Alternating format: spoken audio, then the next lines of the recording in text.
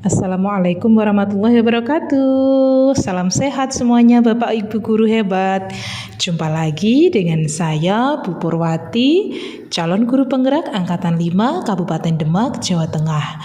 Nah, pada kesempatan kali ini saya akan menyampaikan koneksi antar materi pembelajaran sosial emosional modul 2.2. Salah satu peran guru penggerak adalah menciptakan well-being ekosistem pendidikan di sekolah, di mana guru harus menciptakan suasana nyaman, aman, sehat, dan bahagia bagi murid-muridnya. Maka hal tersebut sesuai dengan filosofi Ki Hajar Dewantara, yaitu murid yang memiliki well-being yang maksimal, maka mereka akan mencapai prestasi belajar yang maksimal.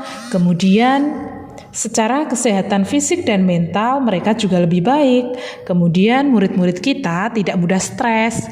Lalu mereka otomatis memiliki perilaku sosial baik dan bertanggung jawab. Nah, Bapak Ibu guru yang hebat, pembelajaran sosial emosional perlu diberikan kepada murid-murid kita agar mereka mampu mengatasi setiap masalah sosial emosional dan mampu mencari jalan keluarnya. Salah satu bentuk kegiatan positif di sekolah adalah dalam latihan berkesadaran penuh atau mindfulness. Sambil mengembangkan self-awareness adalah dengan mengembangkan pemahaman mengenali emosi diri. Pernahkah Bapak Ibu merasakan perasaan marah, sedih, atau takut? Tentu saja manusiawi kita dan murid-murid kita itu merasakannya. Maka perasaan marah, sedih, dan takut ini bisa menimbulkan stres. Maka dari itu, kita berusaha untuk stop stres dengan mempelajari 5 kompetensi sosial emosional. Yang pertama, kesadaran sosial empati. Yang kedua, melalui kesadaran diri, pengenalan emosi. Yang ketiga, pengelolaan diri melalui pengelolaan emosi dan fokus pada tujuan. Yang keempat, melalui kemampuan berinteraksi atau kemampuan berrelasi. Nah, yang kelima adalah mempelajari cara pengambilan keputusan yang bertanggung jawab. Bapak Ibu guru yang hebat, stop stress by stop. STOP. Yang pertama, stop atau berhenti. Yang kedua, take a deep breath atau tarik nafas dalam-dalam. Yang ketiga, observe atau amati. Kemudian langkah yang terakhir adalah proses atau lanjutkan. Ruang lingkup pembelajaran sosial emosional adalah ada 3 aspek. Yang pertama adalah dilakukan secara rutin di luar waktu belajar akademik. Kemudian yang kedua adalah terintegrasi dalam mata pelajaran melalui diskusi, penugasan, maupun kerja kelompok. Dan yang ketiga adalah melalui protokol, yakni menjadi budaya atau aturan tata tertib sekolah. Maka kesimpulan dari pembelajaran sosial emosional adalah pembelajaran sosial emosional ini sendiri dapat dilatih dan ditumbuhkan di luar pembelajaran, terintegrasi dalam pembelajaran menjadi budaya atau tata tertib sekolah dengan berbagai kompetensi dan teknik, sehingga dapat menciptakan well-being ekosistem pendidikan yang nyaman dan sehat. Keterkaitan materi ini dengan modul sebelumnya adalah di mana melalui pembelajaran sosial emosional, maka ini adalah menjadi salah satu peran guru sebagai pendidik dalam menciptakan well-being ekosistem pendidikan di sekolah sehingga kondisi menjadi nyaman, sehat, dan bahagia bagi murid. Hal ini tentu saja sejalan dengan filosofi Ki Hajar Dewantara. Kemudian, keterkaitan materi ini dengan modul sebelumnya, yaitu seorang guru atau pendidik harus mampu menggunakan segala kekuatan dan potensi yang ada untuk mengembangkan budaya positif di sekolah. Budaya positif yang dapat dilakukan di sekolah untuk menerapkan latihan berkesadaran penuh atau mindfulness sambil mengembangkan kompetensi kesadaran diri atau self-awareness adalah dengan mengenali emosi. Hal ini dapat membantu guru dan murid dapat merespon terhadap kondisinya sendiri. Maka, dalam pemenuhan kebutuhan belajar siswa, pembelajaran berdiferensiasi dan pembelajaran sosial emosional dengan pendekatan kesadaran penuh atau mindfulness menggunakan teknik STOP dapat dijadikan sebagai metode dan pendekatan yang dapat menciptakan well-being ekosistem. Siswa yang memiliki well-being yang optimum memiliki kemungkinan yang lebih tinggi untuk mencapai prestasi akademik yang tinggi, kesehatan fisik dan mental yang lebih baik, memiliki ketangguhan dalam menghadapi stres, dan terlibat aktif dalam perilaku sosial yang lebih bertanggung jawab.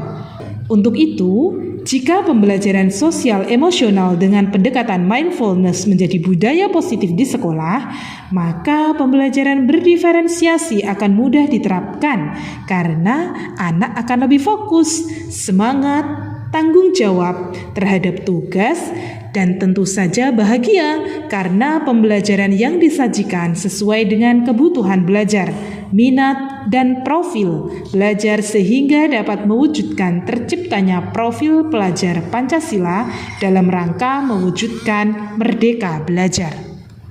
Baik, Bapak Ibu guru yang hebat, sebelum mempelajari modul ini, saya berpikir bahwa pembelajaran sosial dan emosional itu diperoleh melalui proses dari segala kegiatan yang pernah dialami selama proses pembelajaran, sehingga setiap murid akan memiliki pengalaman belajar yang berbeda. Namun, setelah mempelajari modul ini, pembelajaran sosial dan emosional ternyata dapat diajarkan melalui pembelajaran eksplisit, sehingga murid akan lebih siap menghadapi masalah, mengembangkan kesadaran diri, pengelolaan diri, bagaimana mereka mampu bekerja sama dengan cara membangun relasi, serta memiliki kesadaran sosial sehingga menjadi individu yang berperilaku positif, dan tentunya mampu untuk mengambil keputusan yang bertanggung jawab dengan segala konsekuensi yang akan dijalankan. Berkaitan dengan kebutuhan belajar dan lingkungan yang aman dan nyaman untuk memfasilitasi seluruh individu di sekolah agar dapat meningkatkan kompetensi akademik maupun kesejahteraan psikologis, 3 hal mendasar yang penting saya pelajari adalah yang pertama, konsep penguatan 5 kompetensi sosial emosional. Yang kedua, kesadaran penuh atau mindfulness dengan praktik teknik STOP. Dan yang ketiga adalah menggunakan teknik POUCH dalam mengambil keputusan. Maka, perubahan yang akan saya terapkan di kelas dan sekolah bagi murid-murid adalah sebagai berikut. Yang pertama, melakukan ice breaking di awal pembelajaran dan juga menerapkan latihan pernafasan dengan kesadaran penuh serta menceritakan cerita pendek yang humoris atau inspiratif untuk mengelola kesadaran diri dan pengelolaan diri murid untuk nantinya bisa fokus dalam proses pembelajaran. Yang kedua, melakukan pembelajaran kooperatif dengan cara berkelompok di mana murid bisa berinteraksi dan bersosialisasi dalam kelompoknya.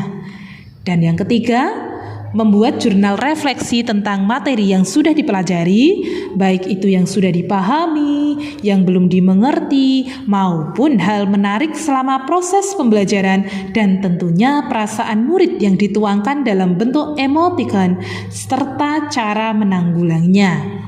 Selain itu, perubahan yang akan saya terapkan di kelas dan di sekolah bagi rekan sejawat saya adalah dengan menerapkan santun. Santun merupakan singkatan dari yang pertama, see or story, yakni dengan melihat dan menceritakan pengalaman yang dialami selama proses mengajar. Ini melatih kesadaran diri dan pengelolaan diri. Yang kedua, A, action, yakni beraksi dengan berkolaborasi bersama rekan sejawat dalam membuat bahan dan media pembelajaran yang kreatif dan inovatif serta asesmennya. Ini merupakan latihan dalam keterampilan berelasi. Yang ketiga, note atau mencatat segala peristiwa ataupun pengalaman yang terjadi sehingga bisa menemukan solusi dari permasalahan dengan menggunakan teknik POUCH atau pengambilan keputusan yang bertanggung jawab. Dan yang terakhir adalah understanding, yang artinya saling memahami satu sama lain dengan kesadaran penuh dan memberikan perhatian baik secara sadar dilandasi rasa ingin tahu dan kebaikan. Hal ini tentu saja melatih kesadaran sosial. Demikian koneksi antar materi pembelajaran sosial emosional modul 2.2 yang dapat saya sampaikan. Semoga bermanfaat. Sekian dan terima kasih. Salam guru penggerak, tergerak, bergerak, dan menggerakkan. Wassalamualaikum warahmatullahi wabarakatuh. Salam guru hebat.